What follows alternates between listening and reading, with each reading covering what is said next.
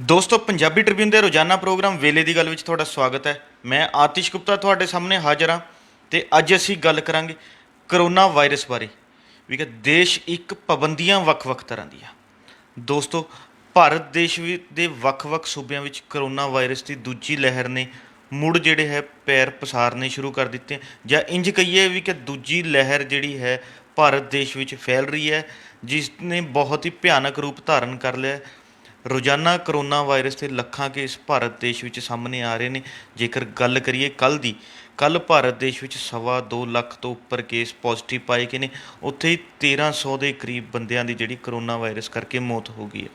ਇਸ ਤੋਂ ਸਾਫ਼ ਹੈ ਵੀ ਕਿ ਜਿਵੇਂ ਜਿਵੇਂ ਕਰੋਨਾ ਵਾਇਰਸ ਦੇ ਕੇਸ ਵੱਧਦੇ ਜਾ ਰਹੇ ਨੇ, ਉਸੇ ਤਰ੍ਹਾਂ ਜਿਹੜਾ ਦੇਸ਼ ਦੇ ਵੱਖ-ਵੱਖ ਸੂਬਿਆਂ ਦੀ ਵੱਖ-ਵੱਖ ਸਰਕਾਰਾਂ ਵੱਲੋਂ ਵੱਖ-ਵੱਖ ਤਰ੍ਹਾਂ ਦੀਆਂ ਪਾਬੰਦੀਆਂ ਲਾਈਆਂ ਜਾ ਰਹੀਆਂ ਨੇ। ਅਤੇ ਕਰੋਨਾ ਵਾਇਰਸ ਦੇ ਵੱਧਦੇ ਕੇਸਾਂ ਨੇ ਜਿਹੜਾ ਹੈਗਾ ਲੋਕਾਂ ਦੀ ਜ਼ਿੰਦਗੀ ਦੀ ਰਫਤਾਰ ਨੂੰ ਇੱਕ ਵਾਰ ਫੇਰ ਜਿਹੜੀ ਹੈ ਬ੍ਰੇਕਾਂ ਲਾਉਣੀਆਂ ਸ਼ੁਰੂ ਕਰ ਦਿੱਤੀਆਂ ਨੇ।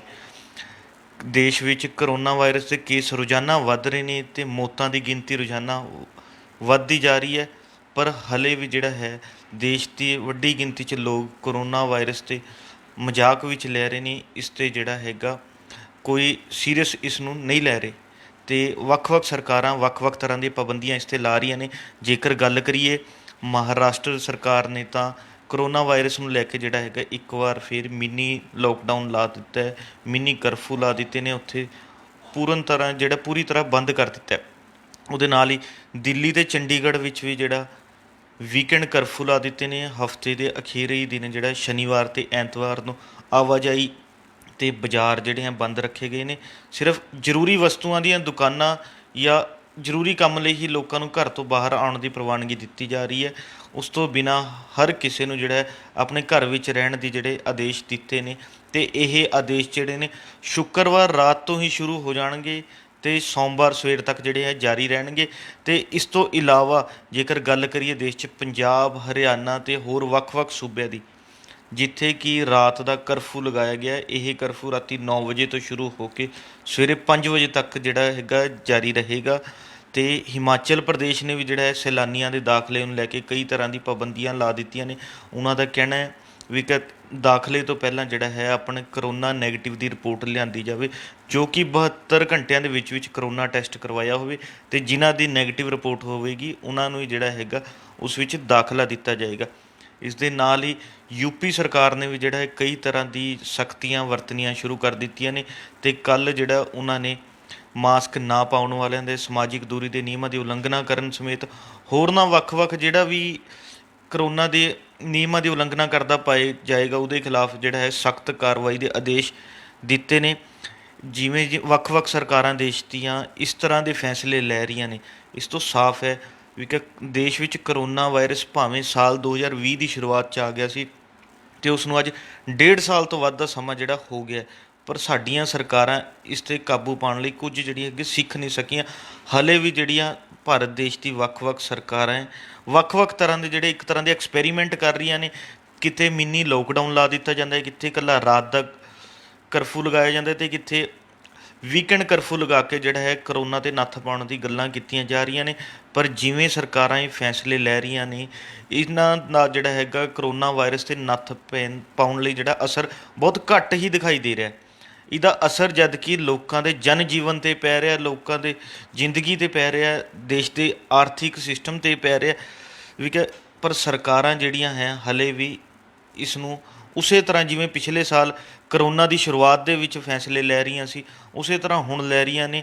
ਜਦ ਕਿ ਚਾਹੀਦਾ ਸਰਕਾਰਾਂ ਨੂੰ ਇਹ ਹੈ ਵੱਧ ਤੋਂ ਵੱਧ ਲੋਕਾਂ ਦੇ ਟੈਸਟ ਕੀਤੇ ਜਾਣ, ਜਾਂ ਲੋਕਾਂ ਨੂੰ ਜਾਗਰੂਕ ਕੀਤਾ ਜਾਵੇ, ਜਾਂ ਇਹਦੇ ਹੋਰ ਵੀ ਜਿਹੜੇ ਹੈਗੇ ਆ ਵੱਖ-ਵੱਖ ਤਰ੍ਹਾਂ ਦੇ ਲੋਕਾਂ ਦੇ ਸਹਿਯੋਗ ਨਾਲ ਫੈਸਲੇ ਲਏ ਜਾ ਸਕਦੇ ਨੇ। ਪਰ ਸਰਕਾਰਾਂ ਇਸ ਤਰ੍ਹਾਂ ਕੁਝ ਵੀ ਕਰਨ 'ਚ ਜਿਹੜੀ ਹੈਗੀਆਂ ਫੇਲ ਸਾਬਤ ਹੋ ਰਹੀਆਂ ਨੇ। ਸਰਕਾਰਾਂ ਵੱਲੋਂ ਲਏ ਗਏ ਫੈਸਲਿਆਂ ਦਾ ਜਿਹੜਾ ਹੈਗਾ ਸਾਡੇ ਆਰਥਿਕ ਸਿਸਟਮ 'ਤੇ ਜਿਹੜਾ ਹੈਗਾ ਬਹੁਤ ਵੱਡਾ ਅਸਰ ਪੈ ਰਿਹਾ। ਦੇਸ਼ ਦੀ ਕਈ ਵਪਾਰਕ ਜਿਹੜੀ ਇੰਡਸਟਰੀਆਂ ਉਹ ਬੰਦ ਹੋ ਚੁੱਕੀਆਂ ਨੇ, ਲੋਕਾਂ ਦਾ ਵਪਾਰ ਮੰਦੇ 'ਚ ਜਾ ਰਿਹਾ। ਜੇਕਰ ਗੱਲ ਕਰੀਏ ਪਿਛਲੇ ਸਾਲ ਇਹਨਾਂ ਦਿਨਾਂ ਦੇ ਵਿੱਚ ਹੀ ਕਰੋਨਾ ਵਾਇਰਸ ਦੀ ਆਮਦ ਕਰਕੇ ਜਿਹੜਾ ਲੱਖਾਂ ਦੀ ਗਿਣਤੀ 'ਚ ਪ੍ਰਵਾਸੀ ਮਜ਼ਦੂਰਾਂ ਨੂੰ ਆਪਣੇ ਘਰ ਵਾਪਸੀ ਕਰਨੀ ਪਈ ਸੀ, ਉਹਨਾਂ ਦਾ ਰੁਜ਼ਗਾਰ ਚਲਾ ਗਿਆ ਸੀਗਾ। ਅਤੇ ਜਿਵੇਂ ਸਰਕਾਰਾਂ ਹੁਣ ਵੀਕਐਂਡ ਕਰਫਿਊ ਲਗਾ ਰਹੀਆਂ ਨੇ, ਵੀਕਐਂਡ ਲੋਕਡਾਊਨ ਲਾ ਰਹੀਆਂ, ਅਤੇ ਮੁੜ ਲੋਕਾਂ ਦੇ ਮਨ ਦੇ ਵਿੱਚ ਉਹੀ ਡਰ ਜਿਹੜਾ ਹੈ ਸਤਾਉਣਾ ਸ਼ੁਰੂ ਹੋ ਚੁੱਕਿਆ। ਪਰ ਸਰਕਾਰਾਂ ਹਲੇ ਪਿਛਲੀ ਵਾਰ ਦੀ ਮੁਸ਼ਕਿਲਾਂ ਤੋਂ ਸਿੱਖ ਨਹੀਂ ਲੈ ਰਹੀਆਂ ਅਤੇ ਨਾ ਹੀ ਉਸ ਤਰ੍ਹਾਂ ਦੇ ਕੋਈ ਫੈਸਲੇ ਲੈ ਰਹੀਆਂ। ਸਰਕਾਰਾਂ ਨੂੰ ਇਹ ਜਿਹੜਾ ਕਰੋਨਾ ਵਾਇਰਸ ਦੇ ਕੇਸ ਦੇਸ਼ 'ਚ ਦਿਖਾਈ ਦਿੰਦੇ ਨੇ, ਪਰ ਪੱਛਮ ਬੰਗਾਲ 'ਚ ਨਹੀਂ ਦਿਖਾਈ ਦਿੰਦੇ, ਜਿੱਥੇ ਕਿ ਉੱਥੇ ਚੋਣਾਂ ਚੱਲ ਰਹੀਆਂ ਨੇ। 5 ਗੇੜ ਦੀਆਂ ਚੋਣਾਂ ਹੋ ਚੁੱਕੀਆਂ ਨੇ, ਹਲੇ ਵੀ 3 ਗੇੜ ਦੀਆਂ ਚੋਣਾਂ ਬਾਕੀ ਨੇ।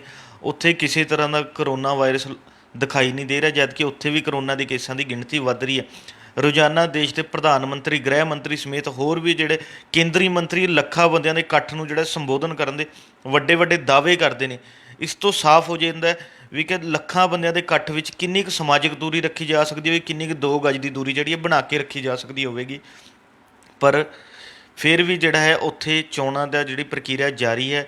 ਪਰ ਚੋਣ ਕਮਿਸ਼ਨ ਨੇ ਜਿਹੜਾ ਥੋੜ੍ਹਾ ਜਿਹਾ ਆਪਣੇ ਸਿਸਟਮ 'ਚ ਸੁਧਾਰ ਕਰਦੇ, ਜਿਹੜੇ ਵੀ ਬੰਦੇ ਵੋਟ ਪਾਉਣ ਆ ਰਹੇ ਨੇ ਉਹਨਾਂ ਦੇ ਹੱਥ ਸੈਨੀਟਾਈਜ਼ ਕਰਵਾ ਕੇ ਅਤੇ ਮਾਸਕ ਪਵਾ ਕੇ ਹੀ ਉਹਨਾਂ ਨੂੰ ਜਿਹੜਾ ਪੋਲਿੰਗ ਸਟੇਸ਼ਨ 'ਚ ਦਾਖਲ ਹੋਣ ਦਿੱਤਾ ਜਾ ਰਿਹਾ।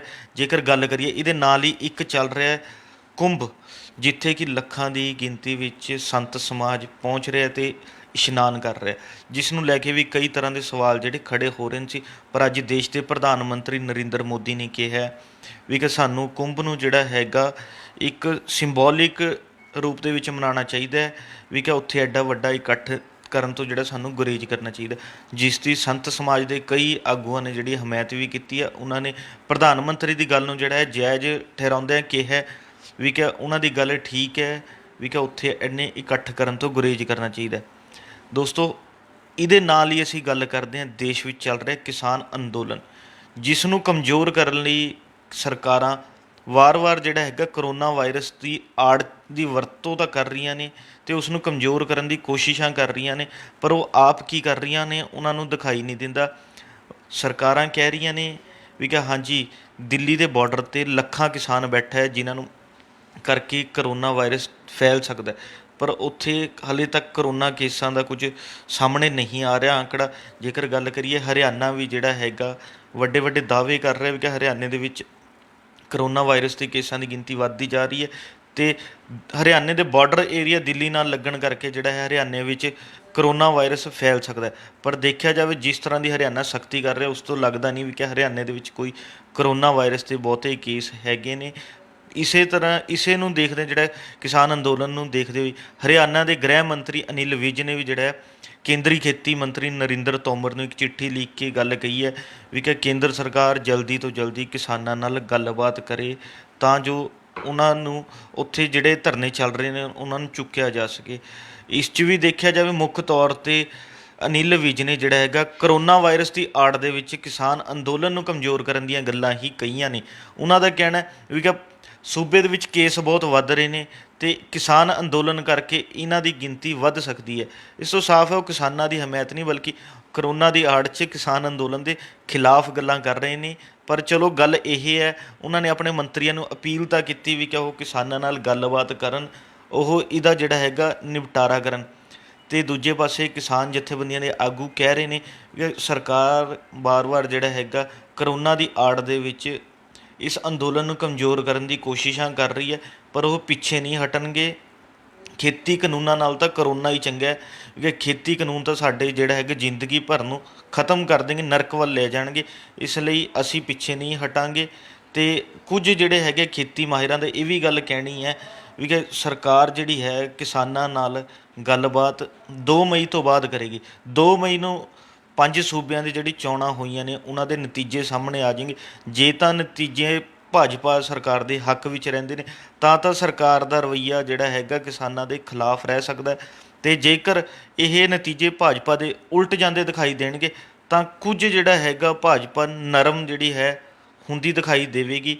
ਇਹ ਤਾਂ ਪਰ ਹੁਣ 2 ਮਈ ਦਾ ਸਮਾਂ ਹੀ ਦੱਸੇਗਾ ਵੀ ਕਿ ਕੀ ਨਤੀਜੇ ਆਉਣਗੇ ਅਤੇ ਸਰਕਾਰ ਕੀ ਰੁਖ ਲਏਗੀ। ਪਰ ਮਾਹਿਰਾਂ ਦੀ ਇਹ ਗੱਲ ਕਹਿਣੀ ਹੈ ਵੀ ਕੇਂਦਰ ਸਰਕਾਰ ਨੂੰ ਜਿਹੜੀ ਕਿਸਾਨਾਂ ਨਾਲ ਗੱਲ ਕਰਨੀ ਚਾਹੀਦੀ ਹੈ, ਕਿਉਂਕਿ ਹੁਣ ਤੱਕ ਕੇਂਦਰ ਸਰਕਾਰ ਅਤੇ ਕਿਸਾਨ ਜਥੇਬੰਦੀਆਂ ਵਿਚਕਾਰ 11 ਗੇੜ ਦੀ ਗੱਲਬਾਤ ਹੋਈ ਹੈ।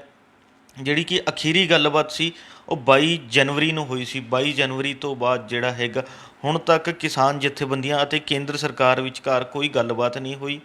ਇਸ ਲਈ ਕਿਸਾਨ ਜਥੇਬੰਦੀਆਂ ਦੀ ਵੀ ਮੰਗ ਹੈ ਵੀ ਕਿ ਅਸੀਂ ਗੱਲਬਾਤ ਲਈ ਹਰ ਸਮੇਂ ਤਿਆਰ ਹਾਂ, ਵਾ ਕੇਂਦਰ ਸਰਕਾਰ ਆਵੇ ਸਾਡੇ ਨਾਲ ਗੱਲਬਾਤ ਕਰੇ, ਅਸੀਂ ਉਹਨਾਂ ਨਾਲ ਗੱਲਬਾਤ ਲਈ ਤਿਆਰ ਹਾਂ। ਪਰ ਜੇਕਰ ਗੱਲ ਆਉਂਦੀ ਹੈ ਕਰੋਨਾ ਦੀ, ਵੀ ਕਿ ਕਰੋਨਾ ਦੇ ਨਾਂ 'ਤੇ ਅਸੀਂ ਆਪਣਾ ਸੰਘਰਸ਼ ਖਤਮ ਨਹੀਂ ਕਰਾਂਗੇ, ਇਹ ਅੰਦੋਲਨ ਪਹਿਲਾਂ ਦੀ ਤਰ੍ਹਾਂ ਚੱਲਦਾ ਰਹੇਗਾ। ਦੋਸਤੋ, ਹੁਣ ਦੇਖਣ ਵਾਲੀ ਗੱਲ ਇਹ ਰਹੇਗੀ ਵੀ ਕਿ ਸਰਕਾਰ ਕਿਸ ਤਰ੍ਹਾਂ ਦੇ ਫੈਸਲੇ ਲੈਂਦੀ ਹੈ।